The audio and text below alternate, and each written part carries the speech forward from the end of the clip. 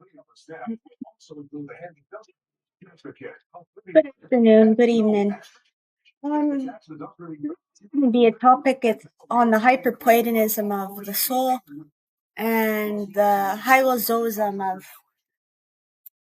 crows and magpies' cause as it's neurologically analyzed.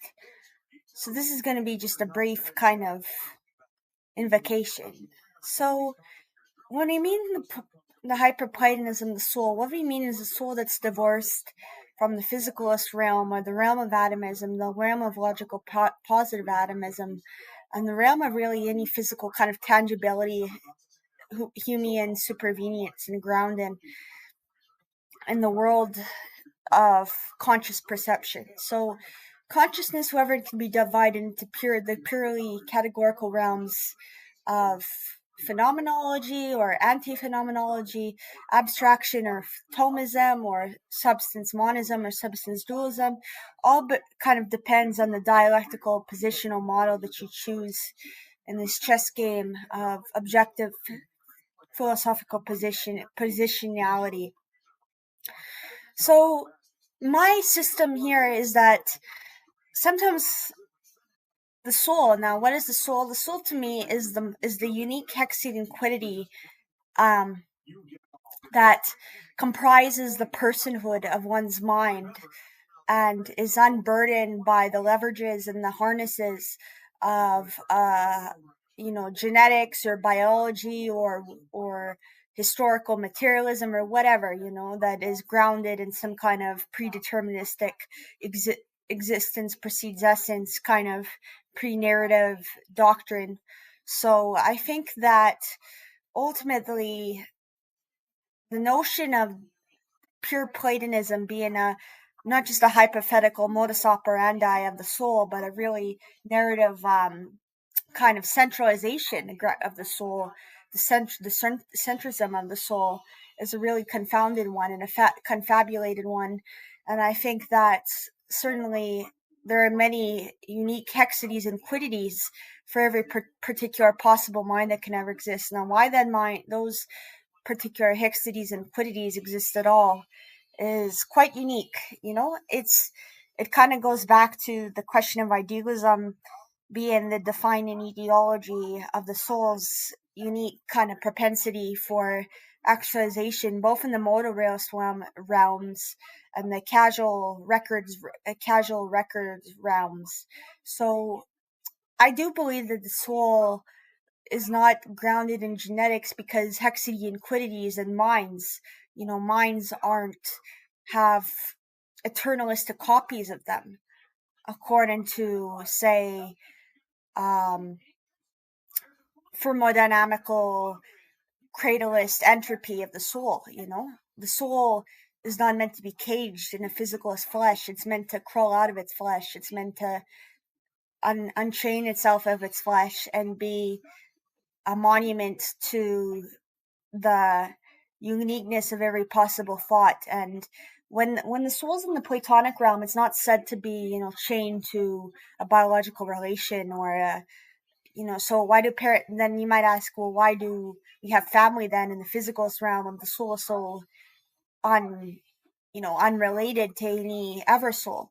Well, it's called materialistic inheritance or materialistic kind of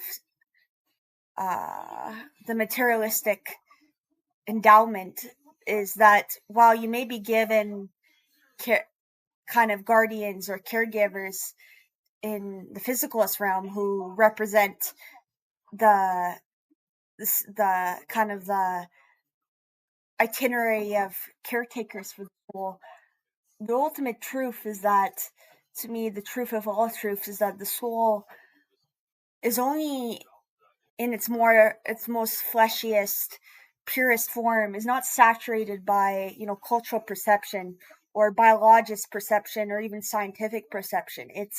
It's a complete ideological wellspring of mathematics and hyperontology and monads and categories and sets and mereologies, and that is not intrinsically, and that leads to the soul's hexagon quiddity, is this kind of Tegmarkian mathematical Platonism of pre-eternalistic grandeur and serendipity, whether it's deterministic or quantum fluctuations that cause the soul's hexity and quiddity. Well, I suppose you could argue in either camp, and which one is closer to objective reality may be for another lecture.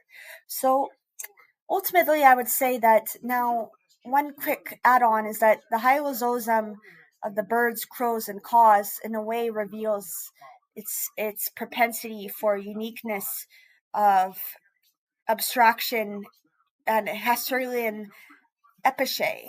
So what a Husserlian epiche is it's about its directness, it's aboutness. That when a perception is perceived, it's always about in a specific mannerism. It's not just a perception that's always directed towards something. It's aboutness, right? It's about something. So ultimately, in the day, I think that the soul is meant to be this hyper kind of hylozoistic or atomistic, conscious monument, sanctum, inner sanctum, which is houses maybe the mind, the body might house the mind, but the mind doesn't always house the body, and thus the mind doesn't always house the genetical predispositionalism, simply because much of the mathematical and neurological and pre-eternalistic processes that govern the hexities and quiddities that determine the unique personhood of every possible soul are not chained always to mere biological circumstances, especially when you look at motor-realist and counterfactual and exotically hyperbolic geometry or anti-de Sitter worlds. So it's important to keep in mind that extreme individualism when it comes to Platonism and mentalism and Hylozoism can be, in my argument, intrinsically ethical altruist outcome. So I hope that this brief lecture helped you explore the uniqueness, the hyper uniqueness, the hyper individualism, the hyper unburdenedness to kind of atomism of prepackaged DNA doesn't have to phenomenally produce the mind when the mind itself exists in the realm even prior to being endowed in the physical body. And the mind can leave the body, right? The mind can be mind uploaded, the mind can be transplanted into another body, the mind can be kind of superveniencing upon physical objects in a sense, rather than being chained into its flesh. So the mind, if it's unchained of its flesh, really is an all-permeating, omniscient kind of reality. So I hope this brief lecture invoked you to see the non-kind of deterministic Markov chain that leads to selfism, but rather selfism predetermined by the mathematical ideologies of all possible abstracta and objecthood and ontologies in general, whether it's mereological gunk or mereological samples or mereological, or satsism or whatever. But to me, embracing the pure mentalistic eternity of minds rather than the biologism of thought kind of predetermines biologism, the primordial Spinozan panspermatoid level, and at the level of the consciousness preceding existence. Consciousness precedes existence because consciousness is a subsistence fundamentally. It's not. It can be fundamentally Padmanongian and not nonist, given the lines of code and the lines of ontological programming. CPUs, right?